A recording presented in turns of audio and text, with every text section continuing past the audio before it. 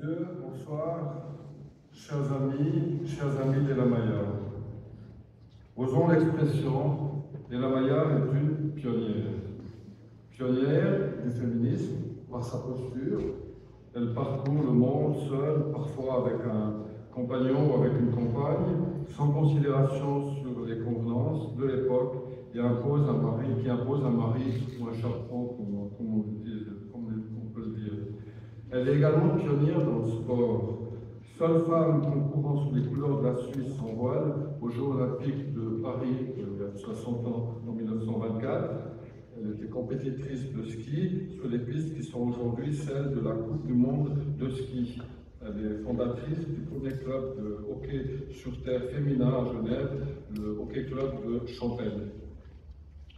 Et la Maya est également une pionnière dans cette occupation environnementale et la conscience aiguë qu'elle a des activités prédatrices des hommes sur le vivant. Le monde se détraque. Nous violons les processus naturels, alerte-t-elle dans la presse suisse il y a 40 ans. C'est-à-dire bien avant que les dérèglements climatiques soient au cœur de tous les discours politiques. À tous ces égards, Ella Maya est une femme de notre temps, une femme pour notre temps. C'est bien là le mérite premier de cette exposition, de le mettre en évidence et de mettre en évidence à travers le dialogue proposé avec les deux artistes contemporaines. Nous sommes impatients de découvrir ce que Pauline Julier et Anne-Julie Raccourcier ont à nous dire de l'actualité et de la modernité d'Ella Maya. En voyageant, Ella Maya est allée chercher des réponses à ces questionnements sur le monde et surtout sur le sens de la vie. Elle est partie à la découverte d'elle-même et à la rencontre des autres dans cette quête de vérité et d'altérité, la reconnaissance de l'autre. Dans son ouvrage « Ma philosophie du voyage », publié aux éditions Payot, elle écrit, je cite, « J'ai souvent pensé qu'une des raisons principales du voyage est de développer en nous le sens de cette solidarité. » Et quelques lignes plus loin, elle ajoute, « Pour développer ce sens de la solidarité qui me tient à cœur, il convient de ne pas se déplacer comme cette charmante famille anglaise que je rencontrais alors qu'elle revenait d'un tour du monde.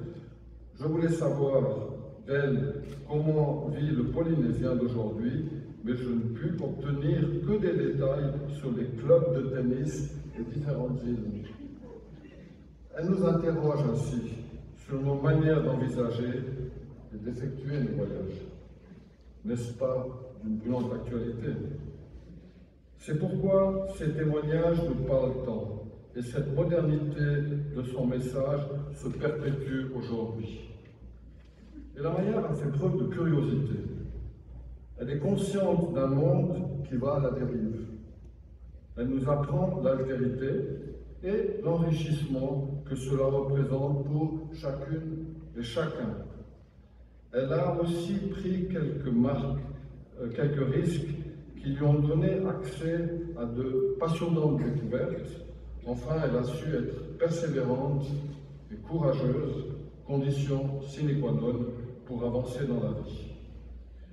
Plusieurs institutions portent son nom à Genève, un établissement du secondaire 2 et aussi ailleurs à l'étranger, en particulier en France.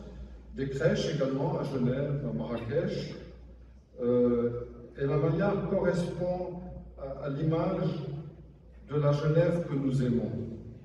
Une cité ouverte sur le monde, accueillante, solidaire, riche des apports des diverses communautés qui la constituent. Cette exposition est un jalon important dans les 25 ans d'histoire de l'Association des Amis d'Ella Maya. Elle confère une énorme visibilité à Ella Maya. Le choix du musée Rath en est constitutif. Cette exposition est une occasion unique d'élargir le cercle des personnes intéressées par la richesse et la diversité du parcours d'Ella Maya, en particulier la jeunesse qui peut se reconnaître dans ce qu'a accompli Ella Maya. Nous lançons un appel aux jeunes femmes et aux jeunes hommes pour qu'ils n'hésitent pas à s'investir dans l'association et y apporter de nouvelles idées pour continuer à faire vivre les contributions de cette grande visionnaire. Elle a vu naître, il y a 120 ans, y passer sa jeunesse et y vivre quand elle n'était pas à l'autre bout du monde ou à Chamberlain en Valais. À Chamberlain, justement, parce qu'elle retrouve en 1946 l'atmosphère et les grands espaces de ses voyages en Asie centrale.